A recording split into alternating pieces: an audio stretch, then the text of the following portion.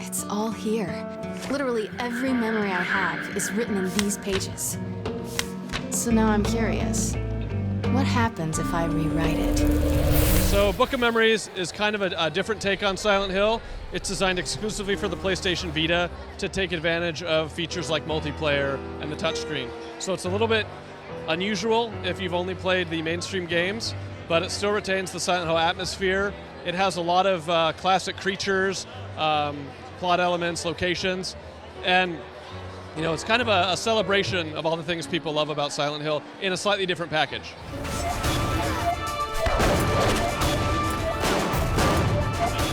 When we found out about the Vita, we decided, you know, certain properties we'd put on it, and Silent Hill was one of them. So we didn't just want to take normal Silent Hill and cram it onto the Vita and try to make it work like it normally would. One, because we had Downpour coming, and we didn't just want to do the same thing on a different platform. But two, you know, this was our opportunity to do something different that would work on portable. So it wouldn't say, well, you know, you're supposed to be scared in this long hallway, but if you're on the bus and you don't have headphones, it's not going to be scary. So now that whole element of the game would be gone. So with Book of Memories, it's horror in a different way. One, dungeon crawlers, which is it's kind of similar to a dungeon crawler, they're pretty scary anyway. You're really low on resources. You have to balance, do I keep exploring and risk dying, or do I kind of retreat and heal for a bit? And you have that tug of war. So you have that fear factor. But also if you play with friends, now you get used to having people to rely on. Oh, he's going to heal me, he's the healer, I'll be the tank. And now if we separate you and you're in different locations in the dungeon, well, suddenly you're really worried because this resource you've been counting on is gone. And that's a pretty authentic Silent Hill feeling. So even though the game is a different genre, it's top down, so if you're just looking at them side by side, you know, it doesn't look like Silent Hill. When you're playing it, it's in the world, it's got the atmosphere, and then there's these other elements of fear that you've never felt before in Silent Hill. So it's still a scary game, and fans who give it a chance will really like it, I think.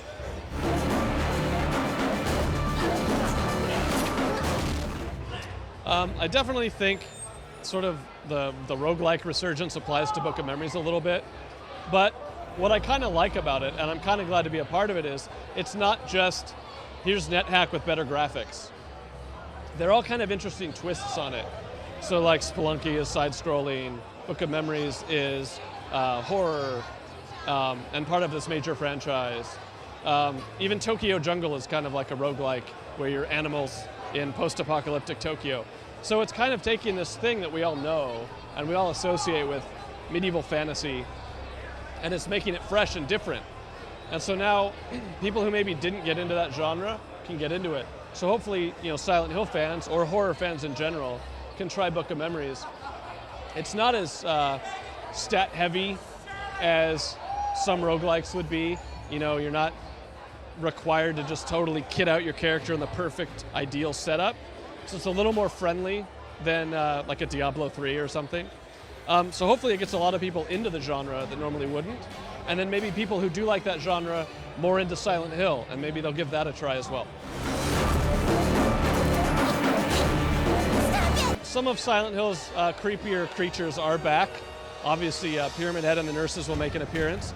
And that's actually a unique opportunity because in the Silent Hill series, if you're doing the main game correctly, it's not a continuation of the previous story. I mean, there's elements that are in the greater scope of things, but it's not like this character I just was, I'm him again, and I'm doing a new story. So you don't have an opportunity to revisit those creatures. In Book of Memories, you do, so it's kind of exciting. You get to see them all again. I think that the core element, the type of horror, it does need to be this psychological, slow burn, you know, in the back of your mind, where you're kind of scaring you. I think that's something that the Japanese developers started, and so I think it's something that we need to retain throughout. But the actual focus of the story, which has some effect on what you see in the game, does kind of involve the main character. So whatever story you're trying to tell, the exact style of terror can change slightly. Obviously, some games are about a cult, some games are about the darkness of the human mind, some games are about both. And Silent Hill is kind of special. before, all these different things. If something scares you, it can touch on it, but it doesn't touch on it in sort of jump through a window scare. Silent Hill always puts a psychological approach, where it's not just about this is scary to some people, but hopefully it's working that magic on the player to really immerse them in that world and that horror.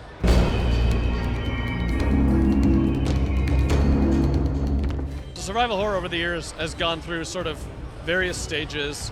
You know, a lot of the games started out with the Silent Hill method of sort of creepy, and you explored something slowly and it played with the emotions and sort of the feeling of it.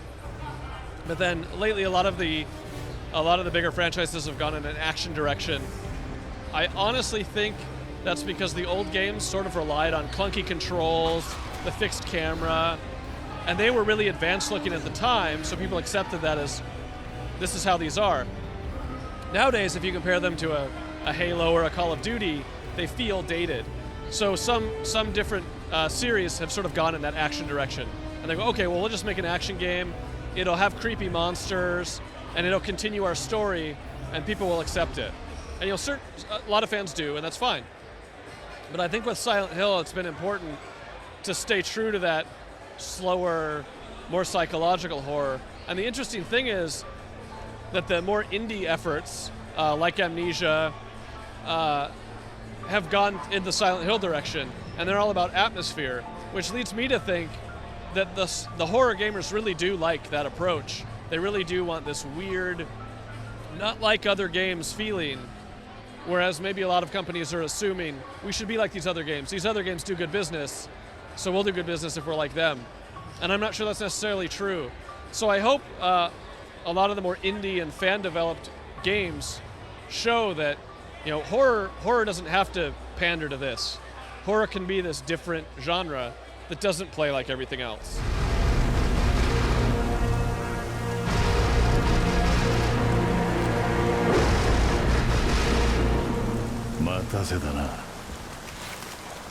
If Silent Hill had an unlimited Metal Gear-sized budget, I think I would make something different than it would be a traditional Silent Hill that people are used to with that sort of exploration, but I would change the setting.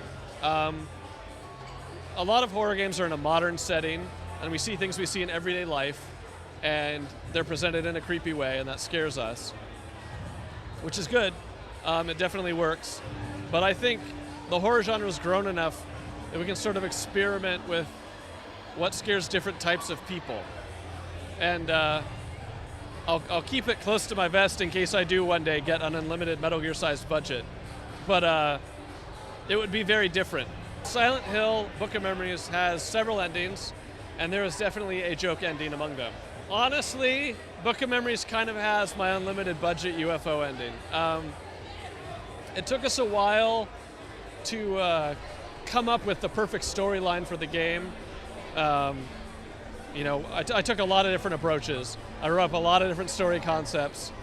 And one night I was actually walking the dog, which works with Silent Hill because there's always a dog.